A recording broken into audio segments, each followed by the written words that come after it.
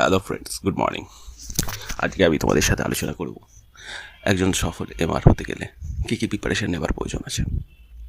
তুমি যদি একজন মেডিকেল রিপ্রেজেন্টেটিভ হতে চাও তাহলে তোমাদের এই প্রিপারেশনগুলো আমি যেগুলো বলবো সেগুলো যদি নাও সেটা তোমাদের এমআর হওয়ার পক্ষে অনেকটা সুবিধাজনক করে দেবে।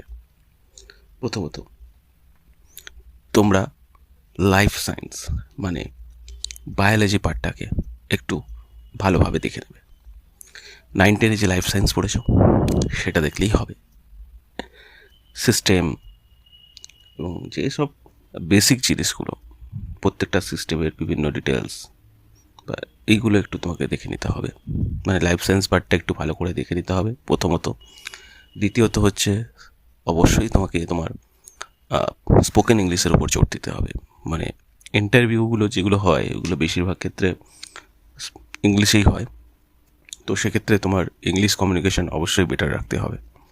তুমি তোমার ইংলিশ কমিউনিকেশন বেটার রাখার জন্য ঘরে প্র্যাকটিস করতে পারো, কিংবা বহু ইনস্টিটিউট আছে যারা স্পোকেন ইংলিশ শেখায়, সেখানে তুমি ভর্তি হতে পারো। Third, smartness. কিছু কিছু জিনিস আছে, সিটিং পশ্চারিওর, বডি ল্যাঙ্গুয়েজ, এগুলো তোমাকে কারেকশন করতে হবে। এইসব নিয়ে ইউটিউবে প্রচুর ভিডিও আছে, সেগুলো তুমি দেখতে পারো। বা এক্সপিরিয়েন্স কোনো যদি তোমার জানাশোনা মেডিকেল রিপ্রেজেন্টেটিভের কেউ থাকে, ম্যানেজার পোস্টে হোক বা এমনি পোস্টে হোক, তাদেরকে তুমি জিজ্ঞেস করে নিতে পারো। এগুলো অনেক ভ্যারি করে ইন্টারভিউর সময়, তুমি কীরকমভাবে বসছো, কীরকমভাবে কথা বলছো, তোমার বডি ল্যাঙ্গুয়েজ কী।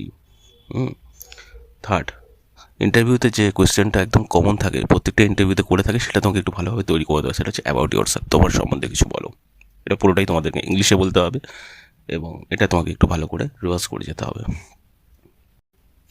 ফোর্থ, অবশ্যই তোমার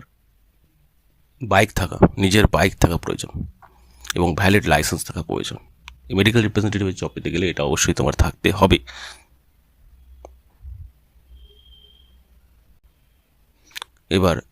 এবার যদি তোমরা বাবা এত কিছু প্রিপারেশান করতে হবে, তুমি যদি এইসব এটাকে একবারেই না নিতে চাও, একবারে একটা জায়গার উপরেই তুমি সমস্ত কিছু মিটিয়ে দিতে চাও, তাহলে বলবো ইন্ডিয়াতে এমন কিছু ইনস্টিটিউট আছে যারা মেডিকেল রিপ্রেজেন্টেটিভের কোর্স করায়।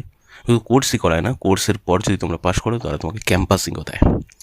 তো সেরকম বেশ কিছু ইনস্টিটিউট আছে, সেখানে তোমরা ভর্তি হতে পারো। 3 মাসের কোর্স হয়, 20,000 থেকে 50,000-এর মধ্যে তাদের ফিস হয় এবং তারা তোমাকে পুরোপুরিভাবে তৈরি করে দেবে। Science part, spoken part, body language, interview part, cracking part, সব কিছু তৈরি করে দেবে এবং তোমাকে ক্যাম্পাসিংও দেবে।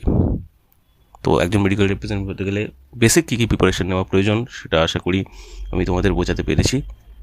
এবং তাই তোমরা বা তোমাদের পরিচিত যারা এই প্রফেশনে আসতে চায় ইচ্ছুক পরবর্তীকালে, তাদের সাথে ভিডিওটা